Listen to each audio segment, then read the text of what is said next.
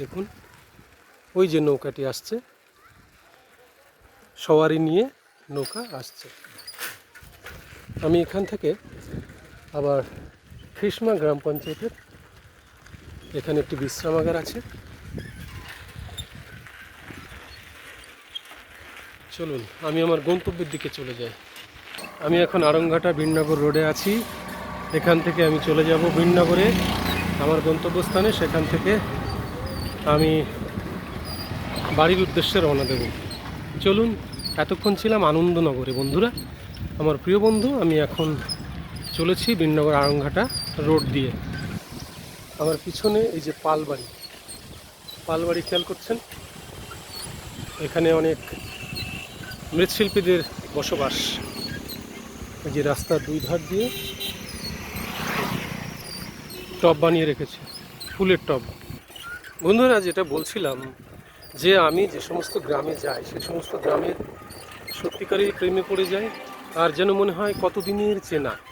তো আসলে এই গ্রাম দেখতে দেখতে আমি মানুষের সঙ্গে একাত্ম হয়েছি, মানুষের সঙ্গে মিশেছি, তাদের সঙ্গে কথা বলেছি, তাদের দুঃখ যন্ত্রণা সুখ এগুলো আমি ভাগ করে নিয়েছি। সেই সুখ দুঃখের কথা আপনাদের সঙ্গে ভাগ করে নিচ্ছি। নিশ্চয়ই আপনারা আমার মাধ্যমে এই সমস্ত জিনিসগুলো জানতে পারছেন, ঘরে বসে দেখতে পাচ্ছেন। আমার পেছনে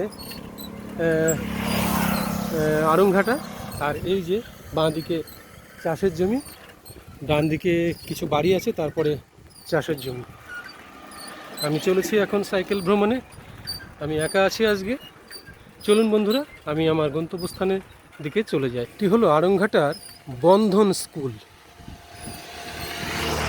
আড়ংঘাটা বন্ধন স্কুল অবস্থিত রাস্তার ধারে, নতুন প্রতিষ্ঠিত হয়েছে। এই যে আমার পেছনে স্কুল বিল্ডিং দেখতে পাচ্ছেন আপনারা।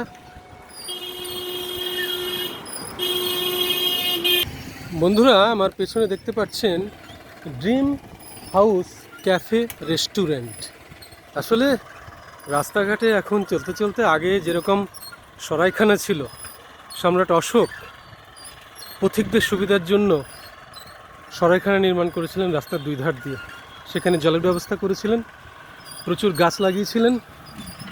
তো এখন সেই সরাইখানাগুলো হয়েছে রেস্টুরেন্ট, মানে ইংরেজিতে উচ্চারণে যেটা রেস্টুরেন্ট। হ্যাঁ, তো এই ব্যবস্থা পূর্ব থেকেই ছিল।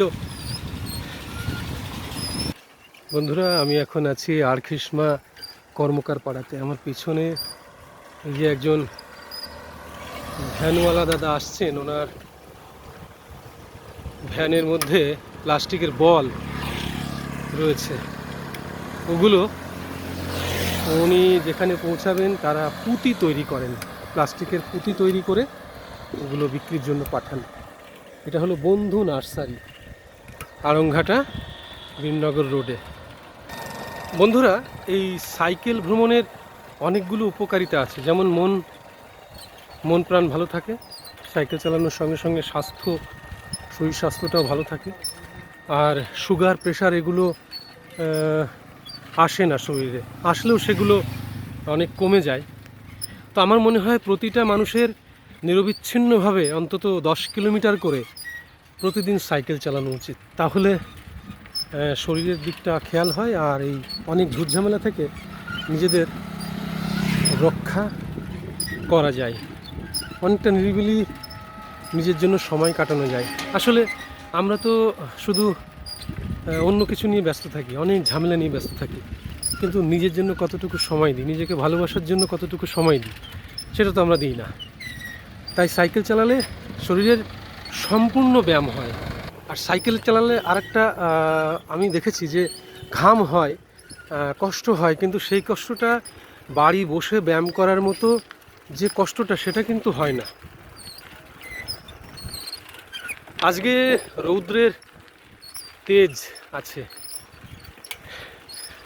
আর যতই রৌদ্রের তেজ থাক, ঝড় জল যাই হোক, আমাকে কিন্তু থামানো যাবে না। আমি সেই 10-12 বছর বয়স থেকে সাইকেলে চলতে শুরু করেছি, আমার এই চলা চলতেই থাকবে।